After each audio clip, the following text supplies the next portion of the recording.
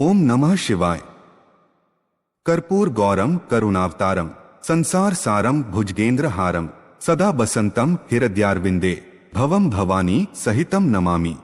अर्थात जो कपूर जैसे गौर वर्ण वाले हैं, जो करुणा के अवतार हैं, जो सारे संसार के सार अर्थात सारे संसार को आश्रय प्रदान करने वाले हैं, जिन्होंने भुजंगों अर्थात सर्पों को अपने गले में हार बनाकर धारण किया है, वे भगवान शिव माता भवानी सहित मेरे हृदय में निवास करें।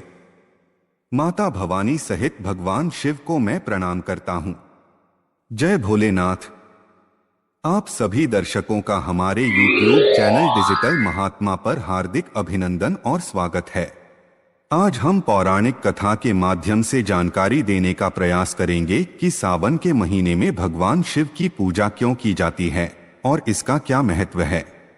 इस संदर्भ में पहला प्रसंग शिव महापुराण से आता है, जिसका वर्णन हम अपने पिछले भाग में कर चुके हैं कि देवताओं और राक्षसों के द्वारा समुद्र मंथन किया जाता है, जिसमें कालकूट विष निकलता है और भगवान शिव उस विष को अपने कंठ में धारण कर लेते हैं और विषपान करने के कारण भगवान शिव का ताप अत्यधिक बढ़ जाता है।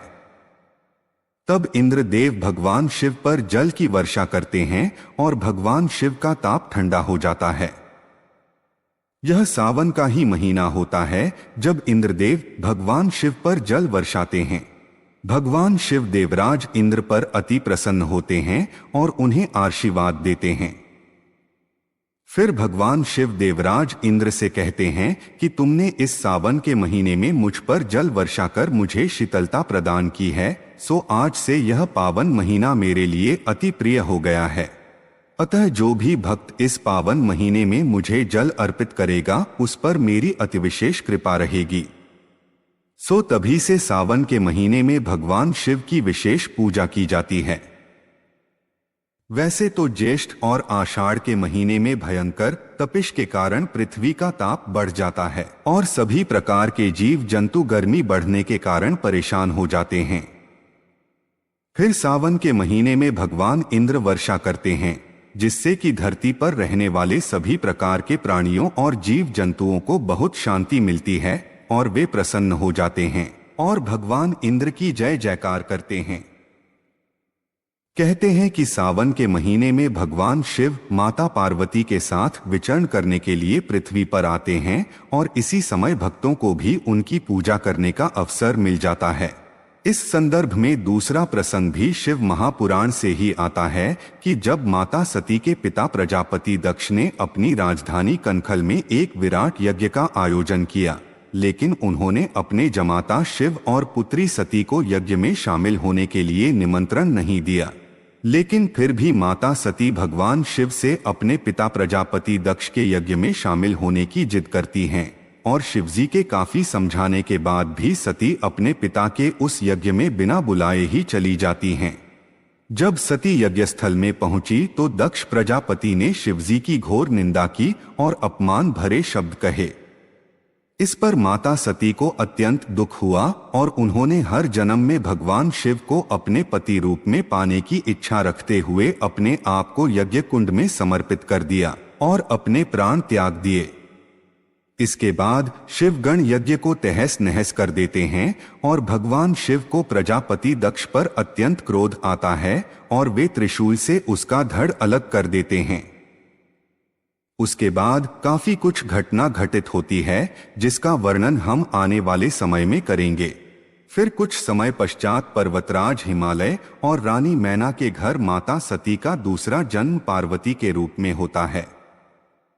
पार्वती भगवान शिव की बहुत भक्त थीं और जब पार्वती युवा हुई तो उन्होंने भगवान शिव को अपने पति के रूप में पाने के लिए घोर तपस्या की। कई वर्षों की घोर तपस्या करने के बाद सावन के महीने में भगवान शिव पार्वती पर प्रसन्न होते हैं और उन्हें दर्शन देते हैं। पार्वती की घोर तपस्या से प्रसन्न होकर भगवान शिव ने पार्वती से वर मांगने के लिए कहा। इस पर पार्वती ने भगवान शिव से कहा कि हे नाथ, मैंने आपको पति रूप में पाने के लिए ही तपस्या की है।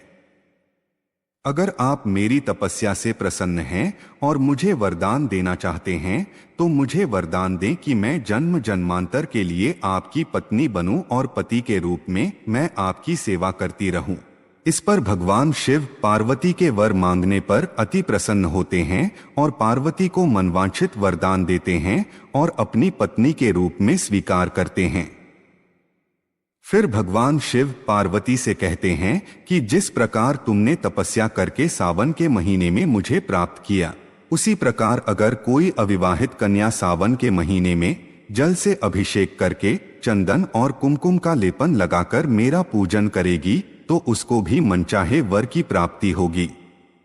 तभी से अविवाहित युवतियां सावन के महीने में उपवास रखकर शिवलिंग पर दूध और जल चढ़ाकर चंदन और कुमकुम का लेप लगाकर भगवान शिव की पूजा करती हैं, जिससे भगवान शिव अति प्रसन्न होते हैं और उन्हें मनचाहा वर देकर उनकी मनोकामना पूरी करते हैं। वैवाहिक महिलाएं और पुरुष अपने दाम्पत्य जीवन को सुखमय बनाने के लिए, संतान प्राप्ति के लिए, घर में आने वाले कष्ट रोग इत्यादि को दूर करने के लिए, व्यापार व नौकरी में आने वाली बाधाओं को दूर करने के लिए और विद्यार्थी अपनी अच्छी शिक्षा प्राप्ति के लिए सावन के महीने में उपवास रखकर भगवान शिव को जल अर्पित करके पूजा अर्चना करते हैं, जिससे कि भगवान शिव और माता पार्वती बहुत प्रसन्न होते हैं और अपने भक्तों की मनोकामनाएं पूर्ण करके उनके जीवन को सुखमय बना देते हैं। तो यह थी सावन के पावन महीने में भगवान शिव और माता पार्वती की विशेष पूजा के संबंध में एक छोटी सी जानकारी।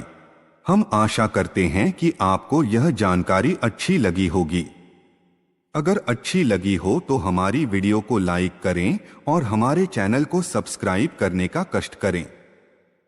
एक बार फिर से आपका बहुत बहुत धन्यवाद। जय हिंद, जय भारत।